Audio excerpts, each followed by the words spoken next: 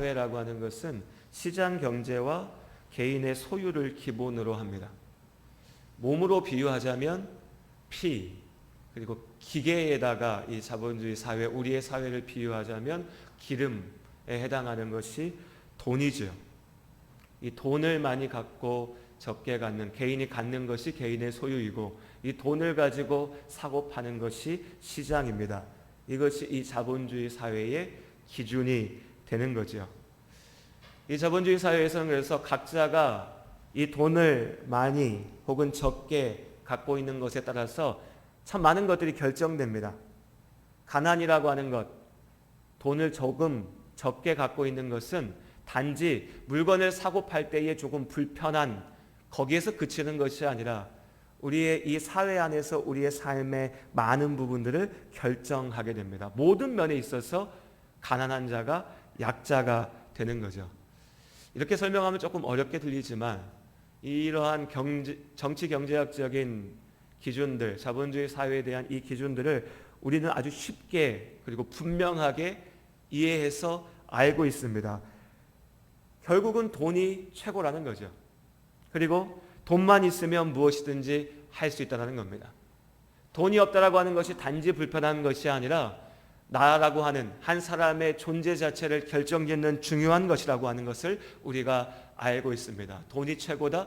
돈이 있으면 무엇이든지 할 수 있다. 이것이 자본주의 사회 안에서 살아가면서 우리가 어느 순간 나도 모르는 사이에 내 삶의 기준으로서 강요받아 왔고 이제 나의 삶의 기준으로 삼아놓은 삶의 원칙입니다.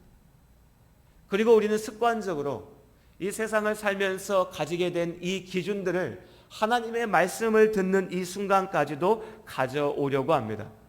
하나님의 말씀을 들을 때에도 내가 태어나서 지금까지 살면서 내 삶의 기준이 됐던 이 세상의 기준, 자본주의 사회의 기준, 돈이 최고고 돈만 있으면 무엇이든지 할 수 있다라고 하는 이 기준을 가지고서 하나님의 말씀을 보는 것이죠. 축복이라고 하는 것은 돈을 많이 갖는 것이다. 혹은 축복이라고 하는 것은 돈을 많이 벌 수 있는 그 환경을 갖는 것이다. 어떻게 하면 하나님의 말씀을 통해서 더 많은 돈을 얻을 수 있을까? 궁리하고 연구하고 그 궁리와 연구 끝에 기도해서 돈을 벌고 열심히 헌금해서 돈을 벌고 노력해서 돈을 벌고 하나님 앞에 헌신해서 돈을 벌고 이렇게 나의 욕심을 믿음으로 교묘하게 포장하는 방법을 우리가 너무나 익숙하게 알고 있고 그것이 믿음이라고 배워가고 있습니다. 작년에 아주 크게 유행했던 책 중에 왕의 재정이라고 하는 책이 있습니다. 그리고 오늘날까지도 베스트셀러 가운데 이름이 올라가 있습니다. 결론적으로 얘기하면 이 책은요, 읽을 가치도 없고 최소한 기독교 신앙 서적이라고 불려서는 안 될 책입니다. 혹시 우리 성도들 중에서 나 이 책 잘 읽었는데 뭐 나는 좋았는데 라고 하는 분들 계시면 이 설교가 끝나고 저한테 개인적으로 오시면 제가 하나하나 꼼꼼하게 무엇이 문제인지 구체적으로 설명드리겠습니다. 근데 이 시간에는 이 책을 설명하는 시간은 아니니까요. 다만 이 책에 분명히 문제가 있다라고 하는 것만 우리가 기억하게 합니다. 왜 그러냐? 앞뒤 다 자르고 그냥 핵심만 얘기하면 이 왕의 재정이라고 하는, 저도 어떤 분이 저한테 선물을 내주더라고요. 그래서 읽어봤는데 왕의 재정이라고 하는 이 책은 소위 하나님께서 알려주신 투자의 방법, 재정 투자의 방법에 대해서 설명하고 있습니다. 그럼 어떤 거냐? 하늘은행에 투자하면요, 이 하늘은행은 여러분 요즘 이자율이 어떻게 되죠? 다 아시잖아요. 얘기해 주십시오. 이자가 한 1%, 그렇죠? 1% 왔다 갔다. 열심히 적금 찾아가지고 우리 뭐 저축은행 찾아가고 새마을금고 다 찾아가고 하면 2% 준다고. 2%대 이자 주면 신문 기사에 나옵니다. 이렇게 좋은 데가 있다고. 그런데 이 하늘은행에 투자하면요 30배, 60배, 100배의 이자율로 갚으신다는 거예요. 여기서 많이 들어봤죠? 마태복음에 있는 말씀입니다. 30배, 60배, 100배로 갚으신다는 거예요. 1%, 2%가 아니라 30배, 60배, 100배라는 겁니다. 그럼 이 하늘은행에 투자하는 방법은 뭐냐? 가난한 사람을 돕는 것, 목사나 선교사에게 후원하는 것, 하나님의 일을 하는 것, 이것이 하늘은행, 하늘은행이라고 하는 은행이 있는 게 아니고요. 하나님 나라 가운데 이렇게 투자하는 것이 하나님께서 30배, 60배, 100배로 갚으시는 그 길이라고 하는 겁니다. 여기까지만 들어보면 이게 뭐가 문제인가 싶어요. 가난한 이를 돕는 것이 하나님께서 우리에게 주신 소명이죠. 명령입니다. 하나님의 일을 위하여 헌신하는 것 물론 귀한 일이고 축복받을 일이지요. 그러니까 이렇게만 이야기하고 이렇게만 들으면 뭐가 문제일까 싶습니다. 그런데 아무리 그럴듯하게 포장해도요, 결국 이 책에서 이야기하는, 이 책을 읽으며 열광하는 우리가 바라는 핵심은 어디에 가 있냐면, 내가 그렇게 하나님의 이름으로 무언가를 하고 하나님의 이름으로 무언가를 투자하고 얻게 되는 30배, 60배, 100배의 결과물, 내가 다시 받게 된 그 결과물의 목적이 있다는 겁니다. 그러니까 아무리 멋지게 얘기해도 이 모든 일의 목적은 내가 일을 하나님 앞에 드렸을 때 30배, 60배, 100배의 돈을 얻는 것에 있다는 거죠. 아무리 이 책의 저자가 거룩하게 이야기하고 자기가 성령의 은혜를 들었고 하나님의 음성을 들었다고 얘기해도 그 결과는 결국 돈인 겁니다. 하나님을 돈벌이 수단에 이용하는 거죠. 하나님 위에 돈이 가 있는 겁니다. 아무리 말은 하나님을 위해서 내가 돈을 쓴다라고 얘기해도요, 결국 내가 얻고 싶은 것은 돈인 거죠. 그러고 보면 이 말은 낯설지가 않습니다. 특히 저같이 어린 시절부터 교회에 있었던 80년대, 90년대 신앙생활 하셨던 분들에게는 낯설지가 않습니다. 그때 유행했던 기도원, 소위 부흥사라고 얘기했던 사람들, 부흥 집회에서 너무나 많이 외쳐졌던 그런 주장들입니다. 당신들이 돈 많이 벌려면 하나님 앞에 헌금하라고, 당신들이 성공하려면 하나님 앞에 무언가 내놓아야 된다고. 그 시대에는, 저 지금도 기억해요. 어릴 적에 부흥 집회에서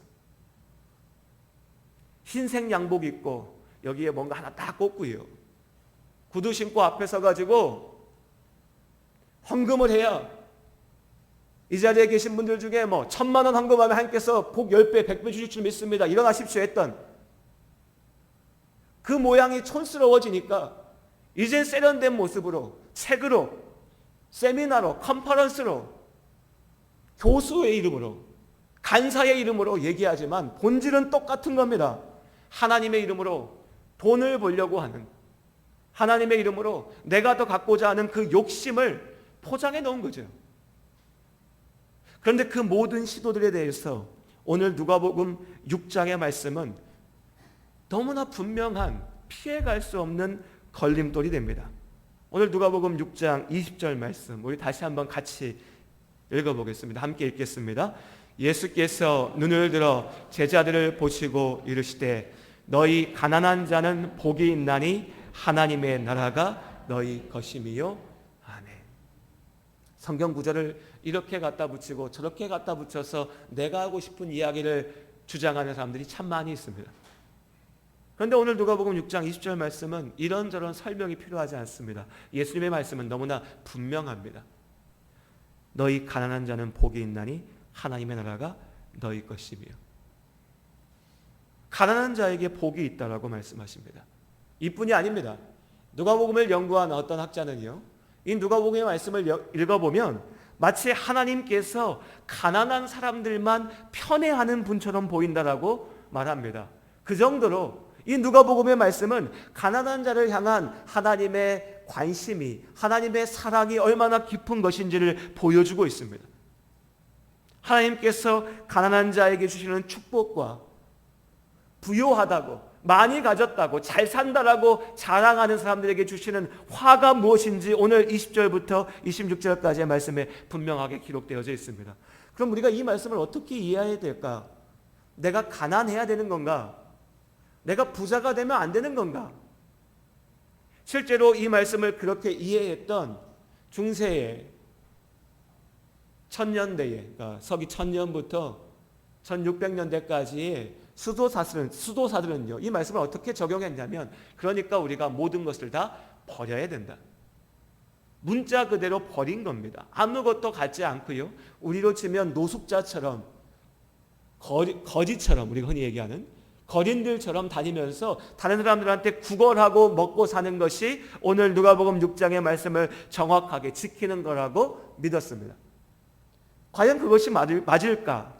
복음이라고 하는 것은 가난한 자에게만 주어진 것일까? 구원을 얻기 위해서 우리는 가난해야만 할 것인가? 이것이 오늘 20절의 말씀 앞에 우리가 먼저 가져야 될 질문일 겁니다. 분명히 누가복음의 말씀은요, 부에 대해서, 이 세상에서는 최고라고 얘기하는 그 돈 많이 가진 것에 대해서 예수님께서 계속해서 부정적으로 얘기하는 것을 전하고 있습니다. 누가복음 12장 15절의 말씀에 보면 예수님께서 사람들이 많이 가지려고 욕심내는 것에 대해서 이렇게 얘기하십니다. 사람의 생명은 많이 가졌다라고 하는 것에서 있지 않다라는 거죠. 헛되다고 말씀하십니다. 많이 가진 것을 자랑하는 것 부질없다라고 말씀하십니다. 우리의 생명이 거기에 있지 않다라는 것이요. 그리고 16장에서는요. 우리가 한 번쯤 들어보셨을 부자와 거지 나사로의 이야기를 통해서 기억하시죠? 거지였던 나사로는 하나님 나라 가운데 있는데 부자라고 자랑했던 이 나사로를 핍박했던 사람은 지옥 가운데 던져졌던 이 이야기, 이 속에서도 거듭거듭해서 세상에서 부자 되는 것이 하나님 나라의 기준으로는 중요한 것이 아니라고 하는 것을 이야기하고 있습니다. 그러면 예수님은 부자를 미워하시는가? 부자를 싫어하시는가? 우리가 다 가난한 자 되기를 원하시는가? 라고 생각하고 말씀을 보면 또한 그렇지 않지요. 하나님께서는 믿음으로 순종하였던 아브라함에게 이 땅 가운데 부자가 되는 축복을 주셨습니다. 구약성경 창세기를 읽어보십시오. 아브라함이요, 양도 많고요, 소도 많고요, 뭐가 많습니다. 부자였어요. 야곱은요, 부자였습니다. 제법 잘 사는 사람이었어요. 그런데 그 아브라함과 야곱의 부유함을 하나님이 너 왜 부자야? 너 가난해져야 돼 라고 말씀하지는 않으셨어요. 오히려 그들에게 그 부유함을 주셨지요. 예수님의 제자들 가운데는 부자들이 있었습니다. 예수님께서 십자가에 달려 죽으셨을 때에 그 장례를 다 감당할 만큼 부자들이 있었어요. 예수님을 만나서 회개했던 세리, 마태는, 삭개오는 부자들이었습니다. 그들이 부자라고 예수님께서 그들을 밀쳐내지는 않으셨지요. 사도 바울이 주의 복음을 증거할 때 바울의 곁에서 그 복음을 전하는 일에 함께했던 이들 중에 루디아라고 하는 여인이 있었습니다. 이 여인은 역시 부자였습니다. 자신의 집을 내놓고 자신의 재산을 통하여서 빌립보 땅에 교회가 세워지는 일에 헌신하였지요. 예수님께서는 이 부라고 하는 것 자체를 적대하신 것이 아닙니다. 그럼 어떤 것을 원하시는 것인가? 오늘 본문의 말씀에서 얘기하는 가난한 자의 말씀을 우리는 어떻게 이해할 것인가? 이 가난한 자에 대한 관심은요, 사랑은 누가복음에만 나타나는 것은 아닙니다. 우리 성도님들 기억하실 겁니다. 구약 성경에 계속해서 반복되는데 하나님께서 우리에게 특별히 기억하고 돌보고 보살피라고 하신 사람들 중에 고아와 나그네와 과부가 있었지요. 그리고 또한 가난한 자들이 있었습니다. 출애굽기에, 레위기에, 율법의 말씀 가운데 가난한 자들을 돕기 위하여 우리가 마땅히 행해야 될 모습들에 대한 말씀들이 분명하게 기록되어져 있습니다. 누가복음 4장에 예수님께서는 이 땅 가운데 가난한 자들에게 복음을 전하기 위하여서 성령의 은혜로 하나님의 사역을 시작하셨습니다.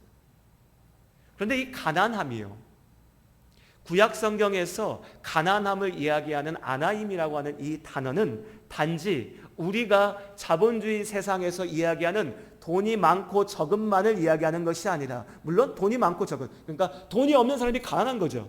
이게 첫 번째입니다. 이것을 넘어서서 더 나아가서 힘이 없는 사람들, 가진 것이 없는 사람들, 그리고 결과적으로는 스스로를 구원할 능력이 없는 사람들, 이들이 가난한 사람들입니다. 그래서 이 가난한 사람들은 하나님께서 세상을 만드시고 죄악이 이 땅에 들어온 이후에 인류의 역사가 이어지는 그 모든 시간들 동안에 이 가난한 자들은 항상 억압당했고 착취당했고 빼앗겼습니다. 스스로를 지키지 못했고 항상 괴로움과 아픔 속에 던져져 있던 사람들이었죠. 그렇게 약한 사람들이고 그렇게 아픈 사람들인 겁니다. 그들이 가난한 자들이었습니다. 그렇기 때문에 이 가난한 사람들은 오직 하나님께만 의지할 수 있었습니다. 오직 하나님께로부터만 구원을 얻기를 소원했습니다. 오직 하나님 앞에 나와서 무릎 꿇었고 하나님의 말씀에만 순종했습니다. 반대로요, 시편 52편의 말씀해 보시면 악한 사람에 대해서 이야기하시는데 어떤 사람이 악한 자냐? 이 사람은 하나님을 자기 힘으로 삼지 아니하고 오직 자기 재물의 풍부함을 의지하여 자기의 악으로 스스로 든든하게 하는 자로다 하시니라고 이야기하고 있습니다. 그러니 하나님 앞에 가난한 자가 누구인지, 하나님 앞에 부유한 자가 누구인지 우리가 분명하게 알 수가 있습니다. 사실 그렇습니다, 여러분. 누가 부자입니까? 누가 가난합니까? 여러분 어떤 걸로 기준을 삼으시겠어요? 전에도 설교 가운데 몇 번 질문 드렸던 적이 있는데, 자, 한 달에 200만 원 받으면 부자인가요? 가난한가요? 300만 원이면 어떻습니까? 아니면 연봉 1억으로 할까요? 자꾸 바뀌죠. 10년 전, 20년 전만 해도 연봉 1억이면 어마어마한 돈이었죠. 오늘날 연봉 1억은 조금 느낌이 다릅니다. 어디까지일까요? 무엇이 부자이고 무엇이 가난한지 우리는 돈을 가지고 얘기한다라고 하지만 정작 우리도 정확히 이야기하지 못합니다. 하지만 보여지는 모습은 분명히 있습니다. 부유하고 힘 있는 사람들은 자신들의 그 부유함과 힘을 자랑합니다. 그것에 의지하죠. 하지만 가난한 자들은 내가 가진 것이 없기에, 내가 의지할 것이 없기에 하나님이 아니면 안 된다라고 오직 하나님께만 의지할 수 있습니다. 장사하는 사람들은, 장사꾼들은 자신의 이익을 계산하고 하나님과 거래하려고 하지만 가난한 자들은 내가 아버지 앞에 거래할 것이 아무것도 없기 때문에 그저 주님의 은혜를 구하게 되고 이 은혜에만 의지하게 되는 거죠. 이것이 하나님께서 원하시고 하나님께서 부르시는 가난한 자들입니다. 그래서 예수님께서는 누가복음 가운데, 이 땅 가운데 오셔서 이 가난한 자들, 오직 하나님 앞에서 구원을 얻기를 원하는 자들을 찾으시는 겁니다. 그들을 부르시는 거고, 그 가난한 자들, 하나님 앞에 의지하는 자들에게 복이 있다라고 말씀하시는 겁니다. 마찬가지로 누가복음의 말씀에 보면요, 예수님께서 주님 앞에 나와 하나님 앞에 거듭난 자들, 죄 용서를 받은 자들에게 뭐라 말씀하시냐면 네가 가진 것을 다 버려두고 나를 따르라고 말씀하십니다. 들어보셨을 겁니다. 모든 것을 버리고 주를 따르라. 이 표현도 마찬가지입니다.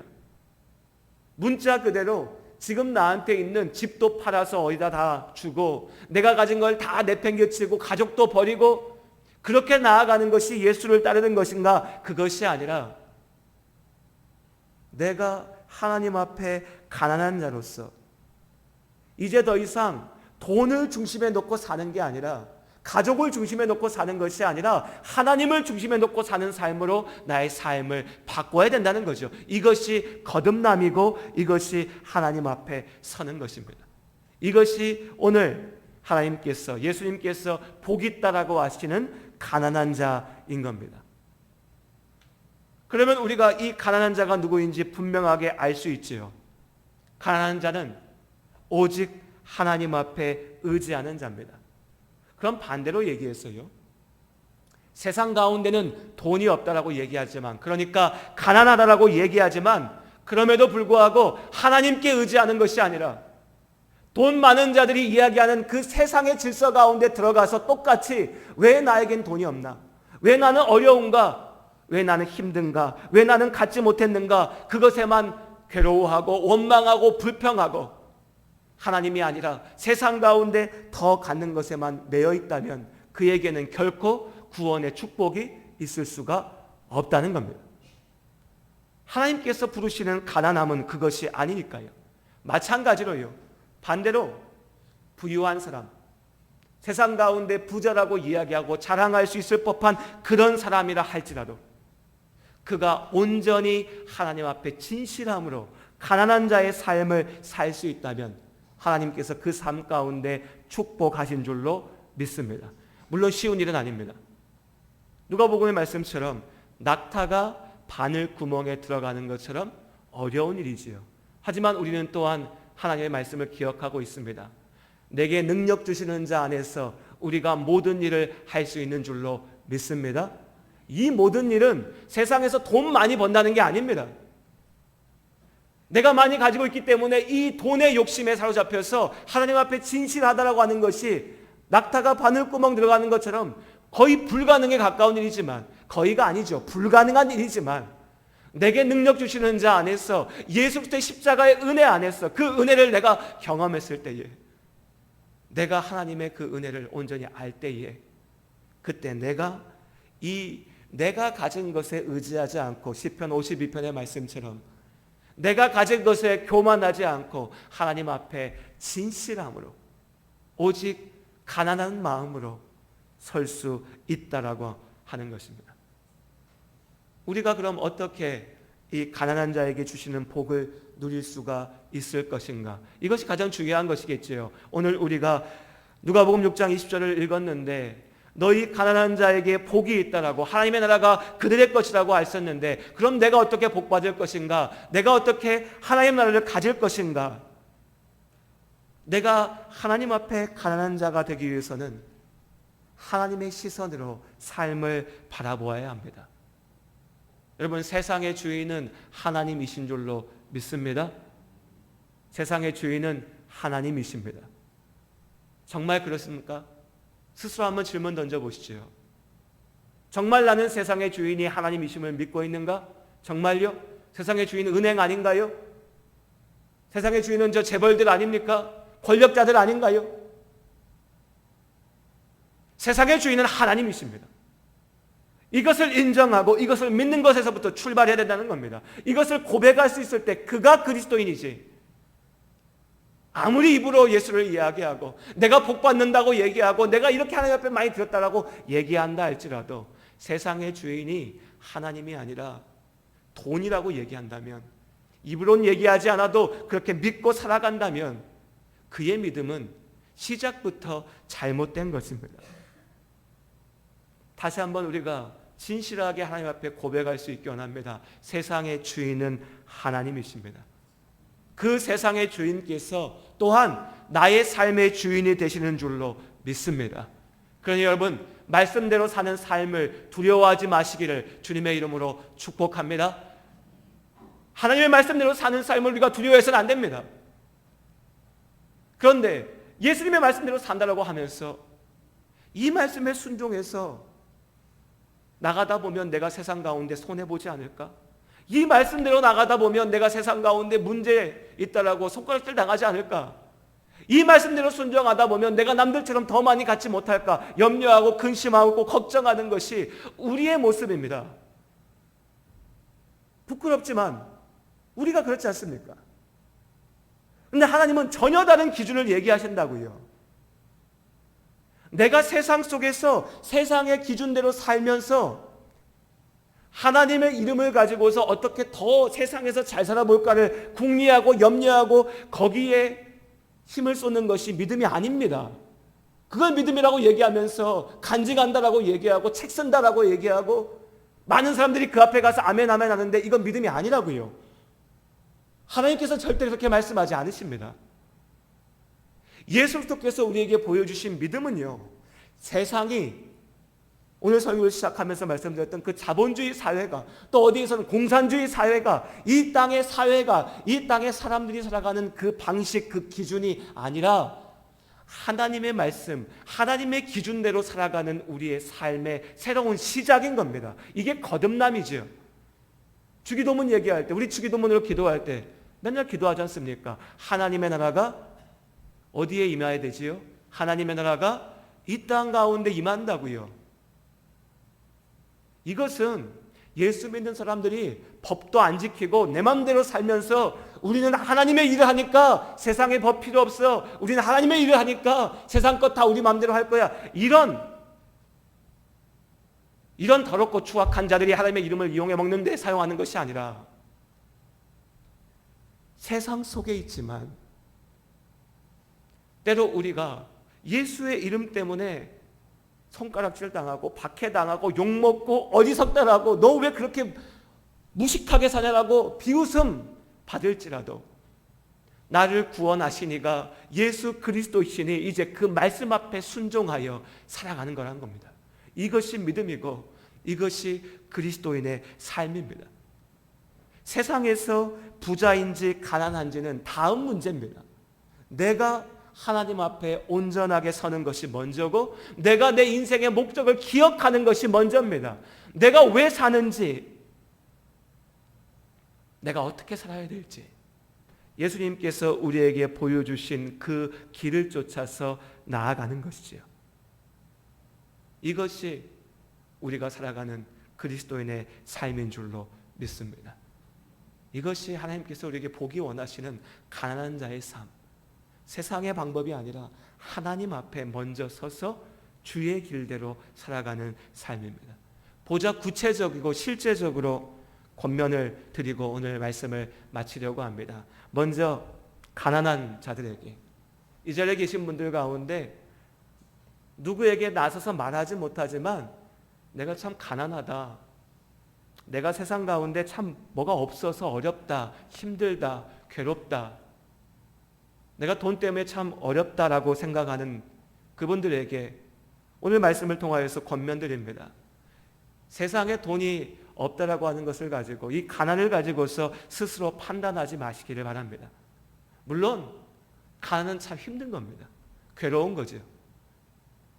저는 마치 제가 가난을 아는 것처럼 얘기할 만큼 힘들어 보지 않았기 때문에 이렇게 말하는 것도 조심스럽습니다. 다만 지켜보고 바라보고 이해하는 것만으로도 충분히 알 수 있습니다. 세상 살아갈 때 돈 없다고 하는 것은 참 서러운 일입니다. 눈물 나는 일이죠. 직접 경험해 보신 분들은 더 분명하게 아실 겁니다. 불편하고 괴롭고 아픈 겁니다. 하지만 그렇다고 해서 내가 지금 돈을 많이 갖지 못한 것이 결코 저주가 아니라는 겁니다. 내가 가난하기 때문에 하나님께서 나를 버리신 것이 아니라는 거죠.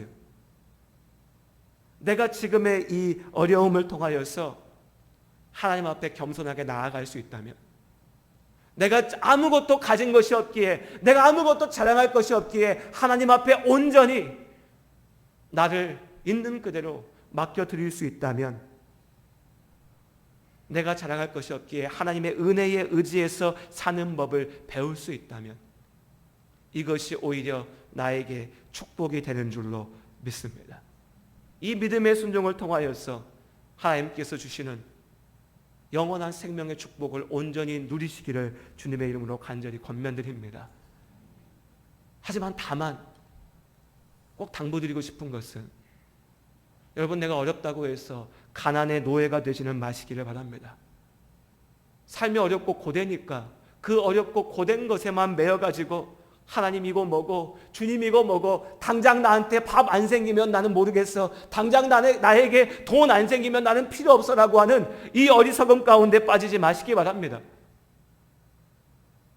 가난의 노예가 됐을 때에 이 가난은 사단의 도구가 되고 저주가 됩니다. 가난 그 자체가 문제가 아니라 그 가난 속에서 나의 모습이, 내가 어떻게 아버지 앞에 서는가가 문제가 되는 것이죠. 그러니 이 시간 다시 한번 주님의 이름으로 권면드립니다. 경제적인 문제로 아파하고 어려워하는 모든 분들, 나의 삶을 주님 앞에 맡기고 하나님의 인도하심의 손길을 붙잡고 나아가시기를 주님의 이름으로 당부드립니다. 내가 그 믿음으로 하나님 앞에 나아갈 때 우리에겐 소망이 있습니다. 하나님께서 분명히 약속하셨죠. 내가 너희를 먹일 것이고 내가 너희를 입힐 것이고 내가 너희를 지키겠다고 하시는, 하나님께서 이 땅 가운데서도 우리에게 주시겠다라고 하시는 그 축복을 우리가 분명히 믿습니다. 그 시작을, 그 믿음의 시작을 나아가시기를 주님의 이름으로 축복합니다. 두 번째로는요, 부유한 분들에게 권면드립니다. 아마 그럼 여기 계신 분들 중에 나 부자 아닌데 뭐 나랑 상관없는 얘기야 이러실지 모르겠어요. 아까 말씀드렸던 그 문제가 다시 나오죠. 어디가 부자인가? 언제부턴가 부자인가? 예. 제 기준에서 말씀드리면요, 제 눈에는 집 있는 분들은 부자예요. 저건 집이 없으니까요. 예, 교회에서 주시는 사택 가운데 머물러 있지만 사역이 끝나면 나가야 되니까. 또 어떤 분은 그럴 수 있어요. 목사님, 이거 집이 있다고 하지만 허울만 좋지 이거 다 은행 거예요, 이러실 수도 있어요. 혹은 목사님, 집은 있지만 이거 얼마 되지도 않고 난 다른 게 없어요, 이러실 수도 있어요. 이 사람마다 다 다르죠.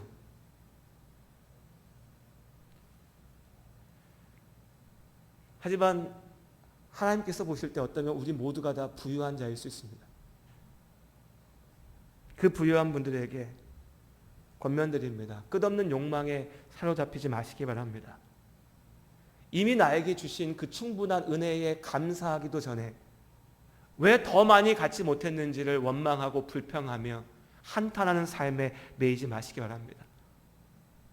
누가복음의 말씀처럼 생명은 많이 가진 것에 있지 않습니다. 그리고 여러분, 우리가 갖기 위해서 열심을 쏟는 것만큼 그것을 잘 사용하기 위해서도 열심을 쏟아야 됩니다. 잘 사용하는 방법은 무엇입니까? 하나님 앞에서 쓰는 겁니다. 또 하나님 앞에 쓴다고 하면 어떤 분들은 오해해요. 또 그럼 내가 어디다 예배당 드려야 되나, 헌금해야 되나. 물론 그런 것들도 될 수 있습니다. 하지만 그걸 넘어서는 거죠. 내가 하나님의 사람으로, 내가 예수 그리스도의 십자가의 은혜로 구원받은 자로서 이 땅을 살아가며 하나님께서 있게 하신 자리에서 하나님께서 하게 하신 일들 가운데 어떻게 하는 것이 주님 보시기에 기쁜 일일까? 그것을 내가 예수님을 믿는 사람이라면, 거듭난 그리스도인이라면 누군가의 말을 듣고 쫓아다니는 것이 아니라 하나님 앞에 기도하며 아버지의 말씀 앞에서 온전한 길을 날마다 찾아가시기를 주님의 이름으로 당부드립니다. 그것이 하나님께서 부유한 우리에게 원하시는 길입니다. 이 믿음으로 바늘을 통과하는 놀라운 기적을 경험하시기를 주님의 이름으로 축복합니다. 그리고 마지막으로 교회에게, 우리 모두에게요, 무엇보다 우리가 기억할 것은 우리 주변에 이 가난으로 인하여 어려워하는 우리 믿음의 가족들, 아직 하나님을 알지 못하는 이 사람들에게 우리가 그들을 향한 하나님의 손이 되어야 될 줄로 믿습니다. 하나님께서 우리를 통해서 일하십니다. 가난이 저주가 되지 않도록 돕는 것이 주를 믿는 우리에게 맡기신 소명입니다. 이 소명을 기억하며 우리 예담교회가 우리가 감당할 수 있는 우리에게 주신 것들 안에서 함께 나누고 사랑하면서 나아갈 수 있기를 소원합니다. 무엇보다도 하나님의 약속하신 위로와 축복이 오늘 이 시간 말씀 앞에 선 모든 가난한 자들에게 가득하시기를 주님의 이름으로 다시 한번 축복드립니다. 기도하시겠습니다. 하나님, 우리가 오늘 주의 말씀 앞에서 다시